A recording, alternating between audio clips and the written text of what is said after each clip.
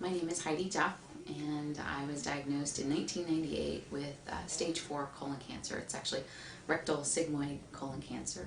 I guess I used to travel a lot for business, and I realized that I was starting to see some blood, but it was spread out, and I mentioned it to my doctor, and they pretty much thought it was just a hemorrhoid. And so you don't really realize that something's wrong, and this is before Katie Couric's husband died, and I really became well known what the symptoms were and what some of the problems were. So I really had no concept of what that might be. And finally, over a summer, I realized that something wasn't right, and I was going down to visit my parents, and I asked my mom to make an appointment for me. And the doctor was actually sick, and we got delayed, and finally, this was a Friday, and she said, I can see there's some blood, but I can't tell where it's coming from, and I'd really like you to do a colonoscopy. And I said, I'm flying out on Tuesday. That's okay. So I did the prep on Sunday, and I had the colonoscopy on Monday. And I asked my mom what to expect, because I had no idea. And she said, well, when you start waking up out of the anesthesia, they'll say, everything's okay. So as soon as I woke up, I'm like, is everything okay? And the nurse is like, the doctor wants to see you. And I thought, that doesn't sound good. So, they brought me out, and I was sitting in a rocking chair, and I remember they told me that I had a lemon-sized growth. That's what they called it, a growth, in my colon, and that it needed to come out, which seemed perfectly reasonable to me. You don't want a growth in your colon. And I don't really remember them ever saying cancer, although my mom says they did. But so they admitted me to the hospital that Monday, and on Tuesday, the day I was supposed to fly out, they operated. And that's when they discovered not only was there the colon growth, but there was also a spot in my liver.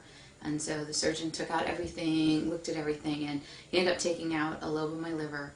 And I remember later in the hospital, they were telling me, that the pathology had come back, and then it was cancer. And I had no idea what that meant. I said, what does that mean? They said, well, you're stage 4. And I said, well, how many stages are there? And they're like, 4. I'm like, oh crap, that's not good. I'm a 4 and there's only 4. I mean, I thought for sure there was like 10 or something like that. So, that was, really just scary, and I was only 31 at the time, and they were telling me that they wanted to do radiation and they wanted to do chemo, and, there was a chance that when they did the radiation that they'd hit my ovaries and that I might not be able to have children. And I remember I was upset, and the doctor looked at me and he said, your ovaries or your life. And at that moment, that just changed my perspective on all this. I realized it didn't matter. It mattered whether I lived. And that was what was important. And after that, it really just, instead of pitying me or feeling sorry for myself, I just thought, this is a fight. I'm in it for it.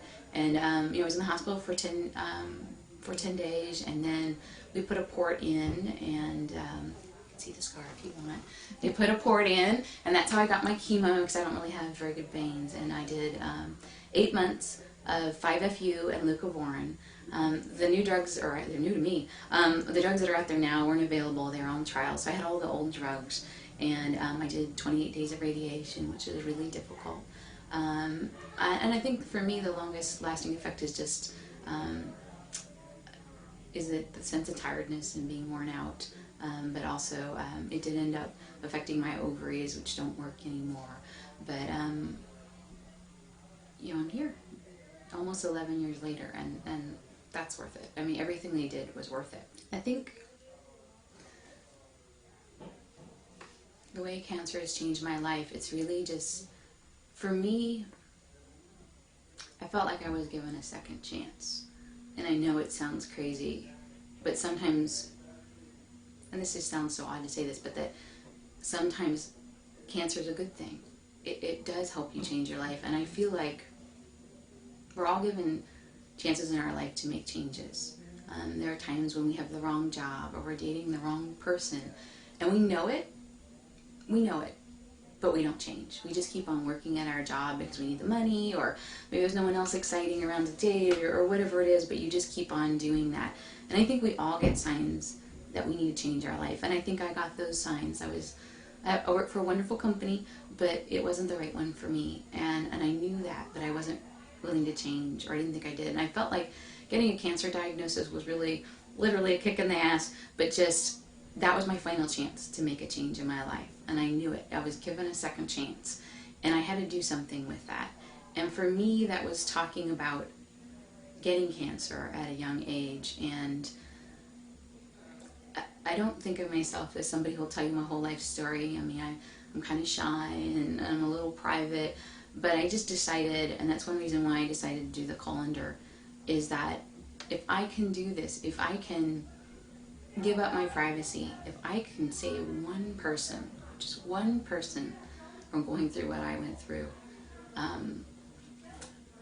or maybe get it at an early age, it's worth it. Everything we do here this weekend is worth it. I mean, I don't want anybody to go through this again. It's hard.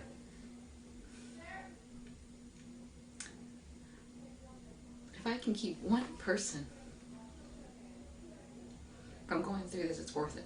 Everything I do, everything I give up, every scar I show, it's worth it. And I never want anybody to feel sorry for me. And that's one reason why I didn't talk about it very much. People at work know and my family knows, but I just don't want somebody else to go through this. And that's why I'm doing this.